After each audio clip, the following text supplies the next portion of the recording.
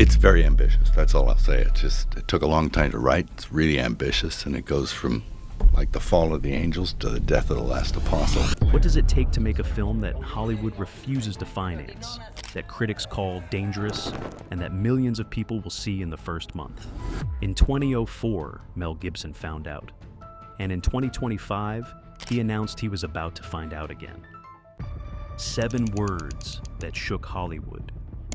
On January 9th, 2025, Mel Gibson appeared on the Joe Rogan Experience podcast and, in an interview that stretched for more than 2 hours, revealed the most ambitious film project in the history of Christian cinema.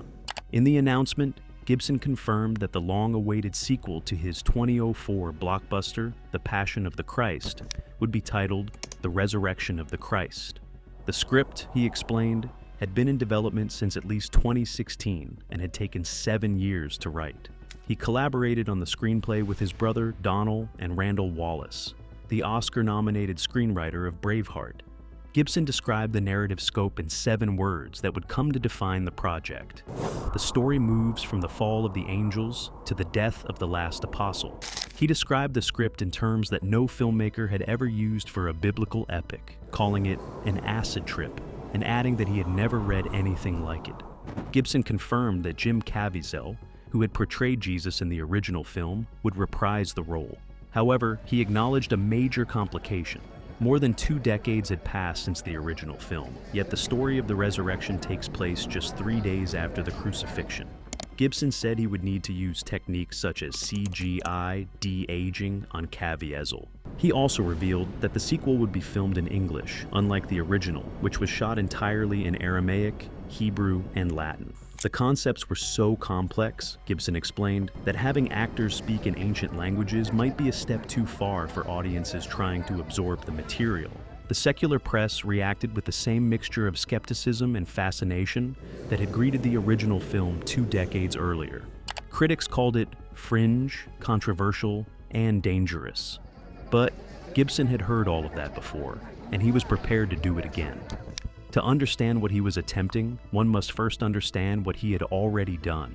How did a man Hollywood blacklisted become the only filmmaker willing to bet everything on the most controversial religious film ever made? Before the resurrection. In February 2004, Mel Gibson released a film that the entire Hollywood establishment had told him would fail. The Passion of the Christ was shot entirely in dead languages that no mainstream audience has ever had to endure for a feature film. It featured no major stars, and the violence was graphic and disturbing. Industry executives worried about the allegations of anti-Semitism that had dogged the production. Fearing that the movie would never find an audience, every major Hollywood studio refused to finance or distribute it. Through his production company, Icon Productions, Gibson put up $30 million of his own money to fund the movie. The film was released on Ash Wednesday, February 25th, 2004, in more than 3,000 theaters across North America.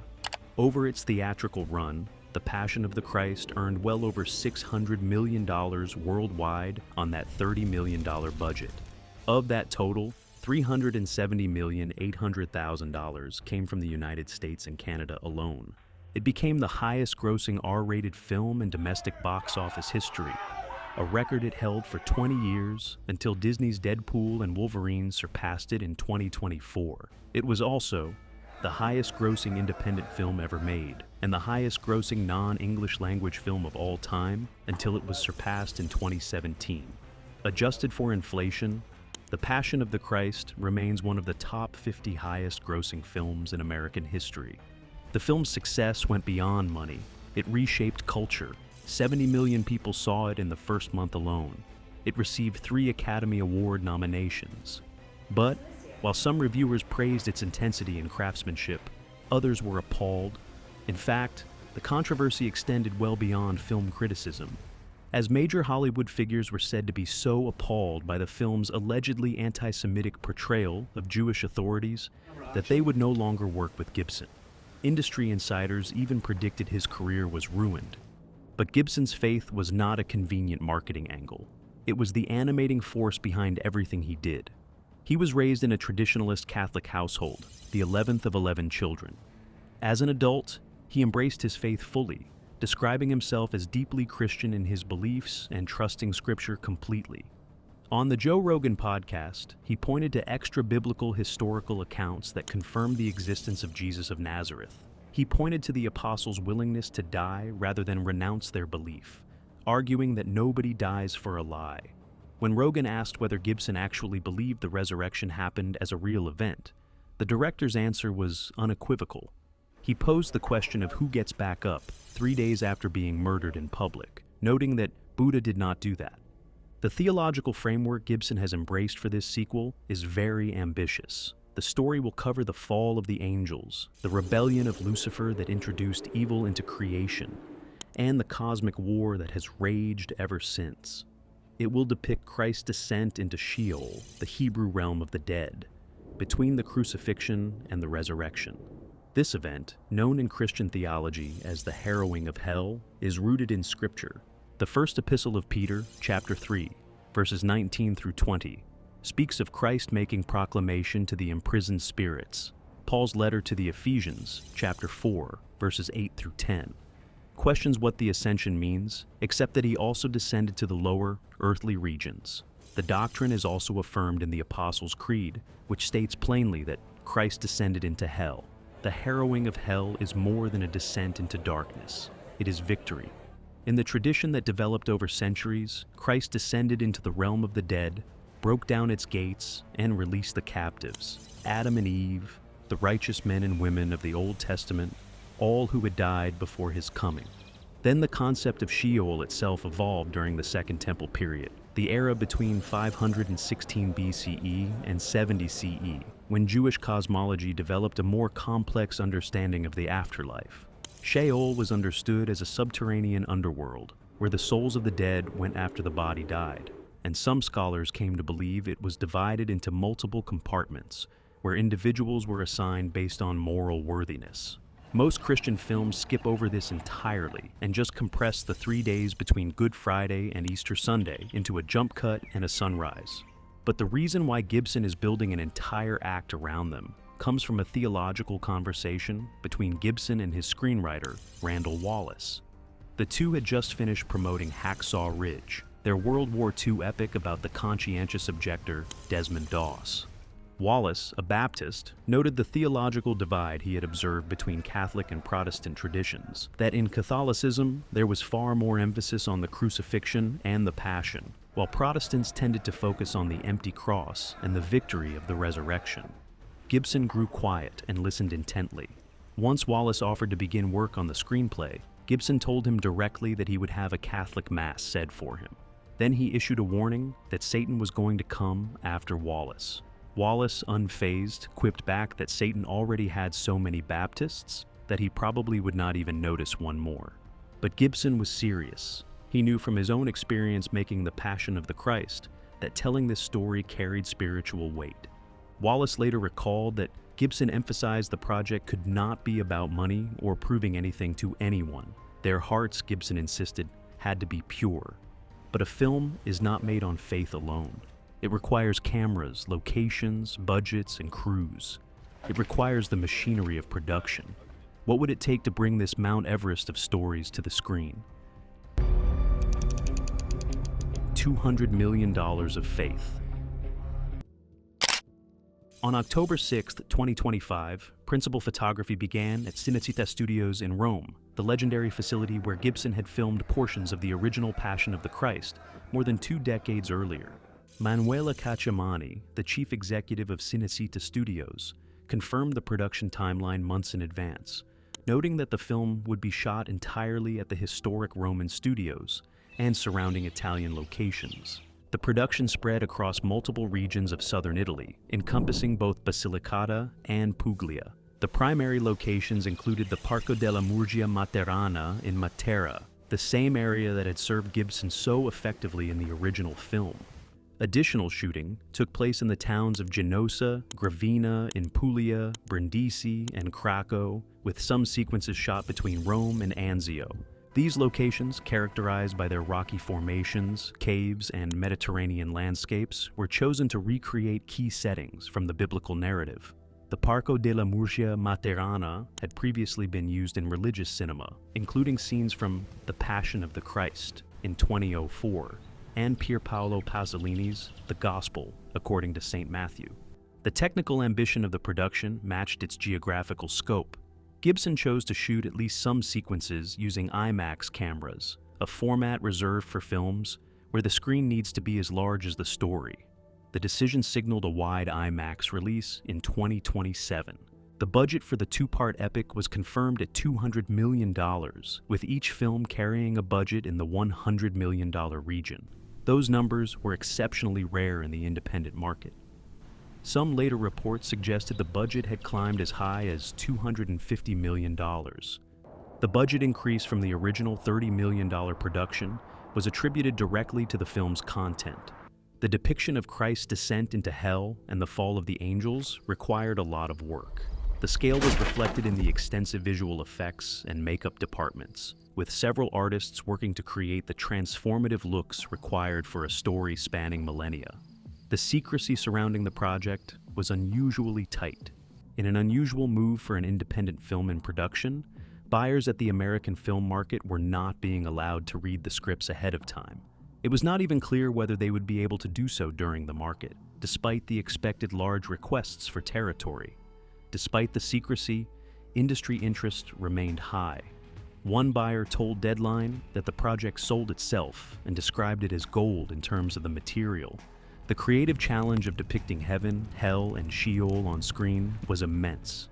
Gibson had acknowledged this difficulty from the beginning, telling Joe Rogan that the key was finding a way in that was not cheesy or too obvious. Gibson himself acknowledged the difficulty, admitting he was not wholly sure he could pull it off. Yet he remained determined to try, describing the project as his life's work and a mission he had carried for more than 20 years. But even as the production gathered momentum, a crisis was building behind the scenes. The face of Jesus. The plan to bring Jim Caviezel back as Jesus had been set in motion long before production began. As recently as April 2025, Caviezel had told the Arroyo Grande podcast that he was preparing to return, expressing both eagerness and the familiar fear he had carried on the original production. Fans were ready, then everything changed. As pre-production progressed through the summer of 2025, the reality of de-aging Caviezel proved far too expensive. Multiple negotiations and discussions took place before the production was forced to accept the inevitable. The original cast would not return. Gibson didn't make the call easily. He had wanted Caviezel back, but the numbers did not work. Caviezel was 57 years old, and the story required a Jesus who had been crucified at 33 and resurrected just 3 days later. In the end, Gibson made the difficult choice to recast the entire film, rather than compromise the production with expensive digital trickery. The new ensemble would feature Finnish actor Jaakko Ootinen as Jesus, replacing Caviezel. Cuban actress Mariela Garriga would take over as Mary Magdalene from Monica Bellucci. The announcement of the recasting made fans erupt in fury. Social media erupted with criticism from believers who had connected deeply with Caviezel's portrayal and could not imagine anyone else in the role. One fan wrote on X that recasting Jesus was blasphemous work. Another expressed sympathy for Caviezel, noting that he had been talking about this film since 2012. The criticism extended beyond Caviezel's absence to questions about representation, with many users questioning why a Finnish actor had been chosen to play a Middle Eastern figure. Jaakko Ootinen, the actor stepping into this maelstrom of expectation and criticism, was a relative unknown. Born on August 25, 1989, in Oulu, Finland, Ootinen had trained at the University of Tampere, graduating with a Master of Theatre Arts in 2015. He had appeared in Finnish television productions and films, and had a small role as the Danish warrior Woland in the 5th season of Netflix's historical epic, The Last Kingdom. He was 36 years old at the time of casting, the same approximate age as Jesus at the time of his death. He had never carried out a project of this scale, or been subjected to the global scrutiny that would come with playing one of the most recognizable figures in human history. Gibson and his team had a theological justification that matched the practical one. The The Jesus of the resurrection is not the Jesus of the crucifixion. He is transfigured, glorified, unrecognizable. In the Gospel of Luke, chapter 24, verses 15 through 16, the disciples walked with the resurrected Christ for miles without recognizing him. In the Gospel of John, chapter 20, verses 14 through 15, Mary Magdalene mistook him for a gardener. A new actor, Gibson and his team argued, was theologically appropriate. The crew kept working, and when they finally wrapped, Gibson gathered them together to say what he had been holding inside for more than 2 decades. An accomplished mission. On April 30th, 2026, principal photography on the resurrection of the Christ had officially wrapped ahead of schedule after 134 days of filming. When Lionsgate announced the completion of principal photography a month later, they also informed the public of major changes to the release schedule. Part 1, originally slated for Good Friday, March 26, 2027, was pushed back to Ascension Day, May 6, 2027. Part 2, which had been scheduled for May 6, 2027, was moved a full year to May 25, 2028. Both films would now open on Ascension Day, the Christian holiday commemorating the ascension of Jesus into heaven.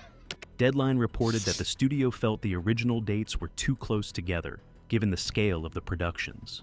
Opening on Ascension Day positioned each film within the prime summer box office window. By moving the release dates to Ascension Day, Gibson and Lionsgate were also sending a theological message that this story was not about death attributed to Good Friday, but rather the victory and triumph that Ascension Day is all about. Alongside the release date announcement, Lionsgate unveiled the first official image from the production. The production still depicted Finnish actor Jaakko Ootinen, who had taken over the role of Jesus Christ from Jim Caviezel, leading a crowd atop a hill. The image showed Ootinen in period costume with long hair, positioned at the forefront on a mountainous hillside. It was the public's first opportunity to see the new Jesus and assess the visual direction of the film. The full cast was also confirmed, including Mariella Garriga as Mary Magdalene, Pierluigi Pacino as Peter, Kasia Smutniak as Mary, Riccardo Scamarcio as Pontius Pilate, and Rupert Everett in an undisclosed role. Gibson's statement accompanying the announcement was deeply personal. He expressed profound gratitude to his cast and crew, describing the production as a shared labor of love. He acknowledged that the film represented a major part of his life's work and had demanded everything of him as a filmmaker and as an artist. He also highlighted the importance of reuniting with many of his original collaborators from The Passion of the Christ, describing them as true masters of their craft, who had allowed him to bring the story to the screen exactly as he had envisioned it. Lionsgate chairman Adam Fogelson praised the production in his own statement, calling Gibson a true visionary with an artist's eye for scale and a storyteller's instinct for emotional truth. He said every image they had seen from the set felt like a masterwork painting brought to life, and noted that there were very few directors who could operate at that level of epic spectacle, while simultaneously delivering such depth and conviction. With principal photography complete, the production entered post-production. Gibson would now oversee the editing, visual effects, and scoring. The visual effects work would be extensive, given the film's graphic depictions. The scoring was expected to be handled by John Debney, who had received an Academy Award nomination for his score for The Passion of the Christ. The post-production timeline would determine whether the first part would arrive in theaters on time for Ascension Day in 2027. The distribution network for the film was expansive. Lionsgate secured a sprawling global distribution network spanning North America, Europe, Africa, Asia, and Australasia, positioning the film as a truly international event. The Vatican's reaction to the production remained silent. Gibson had been consulting with Archbishop Carlo Maria Vigano, the former Vatican ambassador to the United States. The Vatican excommunicated Vigano in 2024 after he refused to recognize Pope Francis's authority, publicly calling the Pope a servant of Satan and a false prophet in a series of increasingly incendiary statements.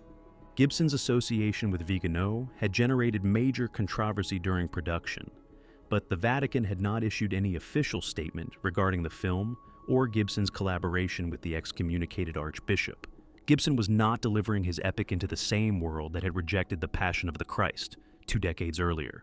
What had changed, and why was the world finally ready for a film like this? A world made ready. When Gibson stopped filming, he didn't know he was about to deliver a film into a culture that had been preparing for its arrival.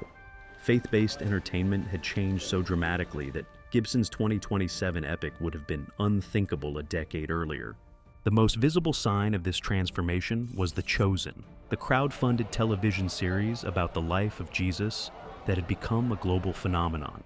Since its debut in 2017, the show has reached audiences in 175 countries and surpassed 280 million viewers worldwide through streaming platforms and broadcast partners. More recent figures place the audience even higher, with some reports indicating the series had exceeded 308 million viewers. The show had accumulated more than 900 million episode views across 175 countries. In February 2026, The Chosen was officially recognized for the second time by Guinness World Records as the most translated television series in history. But a third of the show's viewers were not even religious. Beyond streaming platforms, personal lives are impacted too.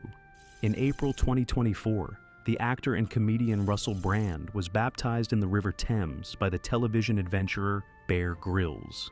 Brand, who had been accused of rape, assault, and emotional abuse in September 2023, allegations he consistently denied, described the baptism as an opportunity to leave the past behind and leave behind the sins.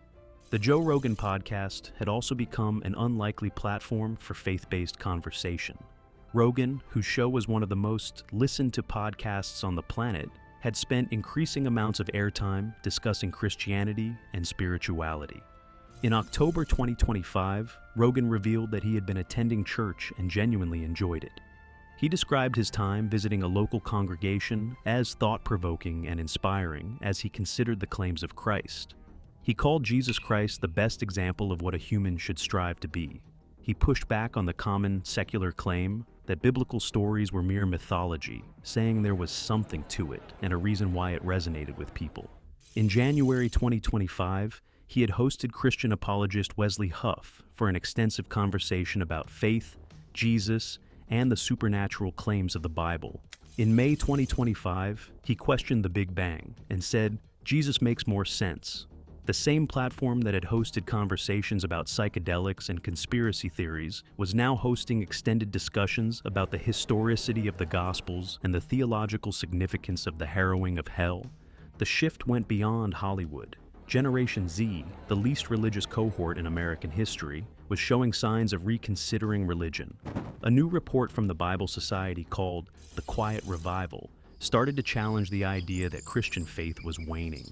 Based on surveys of 18 to 24-year-olds, only 4% told YouGov they were Christian and went to church at least once a month in 2022. By 2024, that figure had risen to 16%, and a year later, the typical Gen Z churchgoer attended services nearly every weekend a month, the highest level since tracking began, and a 100% increase from 2020 levels. A Gallup poll released in April 2025 revealed a staggering rise in religious importance among young males. Approximately 42% of young men reported that religion was very important to them, up sharply from 28% in 2023. Bible sales in 2025 surged past 10 million copies, already over 1 million more than in 2024. Faith-based films were performing remarkably well at the box office. In 2025, the animated biblical film King of Kings grossed $45 million in 10 days and earned more than $83 million globally, surpassing The Prince of Egypt. Hollywood was finally recognizing that faith-based audiences were not a niche demographic to be ignored, but a massive, underserved market with enormous spending power. The largest project in the pipeline was Gibson's 2-part epic. Using the standard 2.5 times multiplier rule for Hollywood productions, Gibson's 2-part epic would need to earn a combined worldwide total of $500 million to break even at the box office. Even if each of the two films earned 25 to 30% less than their predecessor, their combined global total was expected to comfortably surpass the $500 million break-even target. But the numbers and celebrities only tell half the story. There was a deeper story that Gibson had been telling all along. The Last Eyewitness. Of the 12 apostles, only one is traditionally believed to have died of natural causes, John, the son of Zebedee. If the story covers every apostle's death before reaching John, Gibson's cameras would have to depict a relentless procession of martyrdoms. John's own brother James was the first apostolic martyr, beheaded by Herod Agrippa in Jerusalem around 44 AD. John outlived him by roughly 6 decades, surviving into the reign of the Roman Emperor Trajan and dying around 100 AD at an advanced age of approximately 93 or 94. As for the remaining original 10 apostles, Peter was crucified upside down in Rome during the persecution of Nero. Andrew was crucified on an X-shaped cross in Patras, Greece. Thomas was impaled with a spear in India. Philip was crucified in Hierapolis, Asia Minor. Bartholomew was flayed alive and then beheaded in Armenia. Matthew was martyred in Ethiopia. James the Less was stoned to death in Jerusalem. Simon the Zealot was martyred in Persia. Jude Thaddeus was killed with arrows. And of course, Judas Iscariot died by suicide.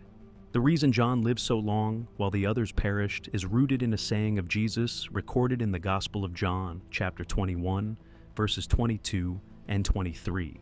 When Peter asked about John's fate, Jesus replied that if he wanted John to remain until he came, that was none of Peter's business.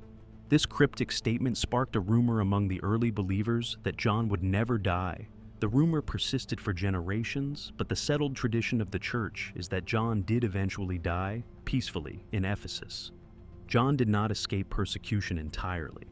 According to tradition, he was arrested and brought to Rome, where authorities sentenced him to death by being plunged into a cauldron of boiling oil in front of spectators. Miraculously, John emerged completely unharmed. Some versions of the story say many spectators converted on the spot. The Roman ruler, embarrassed and furious, banished John instead to the small Greek island of Patmos. It was there that John received the vision he transcribed in the book of Revelation. After his banishment ended, John returned to Ephesus, where he lived out his remaining years, died of natural causes, and was buried. His grave at Ephesus became a place of pilgrimage. Theologically, John was preserved to write the gospel that most explicitly declares Jesus' divinity, the letters that define love as God's essence, and the revelation that unveils the cosmic victory already won. If the film truly ends with John's death, the final act would not be the resurrection or even the ascension. It would be John, alone among the 12, writing his gospel and his letters in Ephesus, the last living bridge to the earthly Jesus, until his final breath in Ephesus marked the moment when the story passed from history into faith. And that, Gibson believes, is the story the world needs to hear. Thanks for watching. Now, check out the videos popping up on screen for more unbelievable stories.